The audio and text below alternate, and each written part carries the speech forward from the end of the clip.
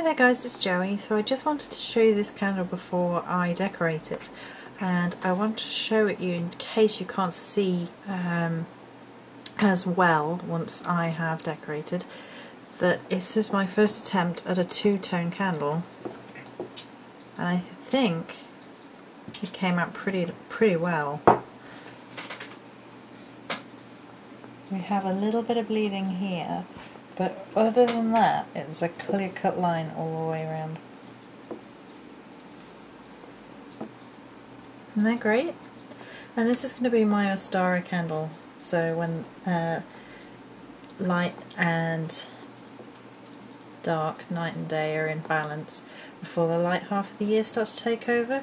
So we're going to have the green at the bottom here to represent the spring coming up through the earth, as well as it being in balance with the dark half of the year, and then there will be the decoration will be like spring bursting through.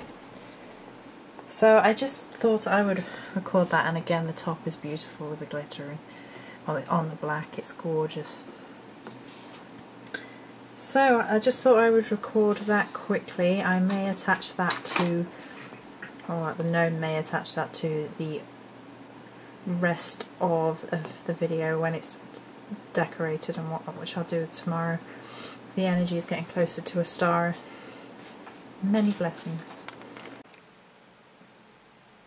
Hi guys, it's Joey, and this is the finished candle for Ostara. It turned out pretty well. I'm happy with it. So I was a little bit worried that the dual colour, well, first of all, I didn't think I was going to get a straight line. I didn't mind if I didn't get a straight line because that was quite, you know, the shifting of balances, but I did get a very straight line with the dual colours. I was a little bit worried that the drip wouldn't show up very well on it, but it has, and we have whitey, silver and green drip.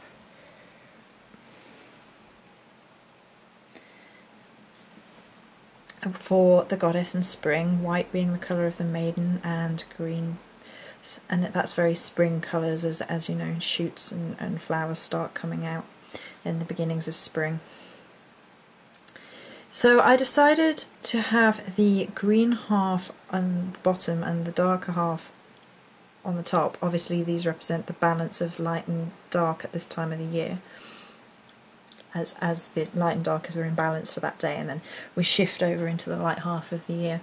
Now originally I was thinking of having the black on the bottom because then the green was conquering, but I decided and was guided in meditation not to, because for this the green is on the bottom very much like as the earth would be, you know. It's everything that's life is pushing through the ground, it's coming through, it's coming up, it's sprouting things, and then in this case, so you have the green half coming on the dark half of the year, and then everything on top is like it bursting through, so there's actually more green in the candle than there is the black. The black stands out very beautifully, but there is more green. So it's sort of saying we take notice and honour the dark half of the year, but the light half of the year is taking over now. So then we have the top. Again, I've had the glitter in the wax, it's all in the wax around here, and it's absolutely beautiful. I think the glitter in the wax is most beautiful in the black candles. I had to trim the wick right down because black does like to stain the wick, but that still lights fine if you so wish to light them. I have made pure black ones like this just for spellwork purposes. I mean, they're a bit big for spellwork purposes, but if you had something you really wanted to push through, you could use them for that. So I went with the circle of crystals again, like the circle of amethyst. There are less crystals on here than on the amethyst one, and there is more of a variety. We have a tiger's eye up top. We have a couple of green moss agates in here. There's this very earthy, almost brown, but it is green moss agate, and then there is another one whom I've lost. It might be this one actually. And then the rest is aventurine. So you can see the circle as we go around, but the the shades of aventurine vary. So you have a medium one, a very, I think that's aventurine. It might be a different one. It's very, very light. And then a light one again, and a medium one, and a darker one, and one hiding. I think that's a moss agate again, actually. There he is. And then the herbs on top are heather, chamomile, and marigold.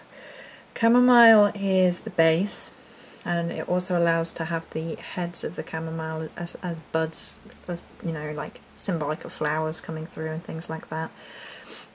The marigold is a beautiful, joyous little herb that sort of bolsters everything. It makes everything more definite. But the real gem of this was the heather, and it's very, very small and very, very pink, but it actually picks out everything really beautifully. It's also a maiden goddess herb, if ever there was one.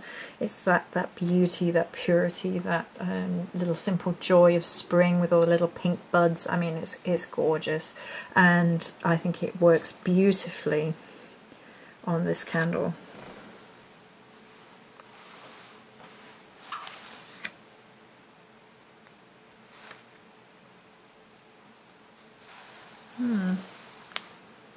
There's a bit of extra wax there. I don't know if you can see. Just need to rub that down.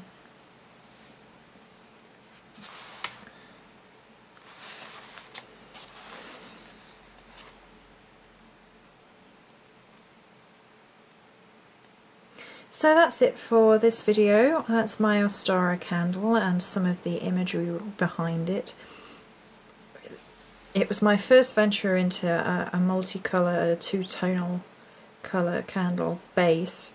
It came out quite pretty. I quite like it. I think it's unusual, it's different. You could dispel candles this way, a sort of reversal, and you know, like I was talking about bolstering positivity, you could do like a white and a black one, and you know, white for the positivity, black to get rid of negativity, and that would be a cool little candle. Ooh. So that is it for this video. Many blessings.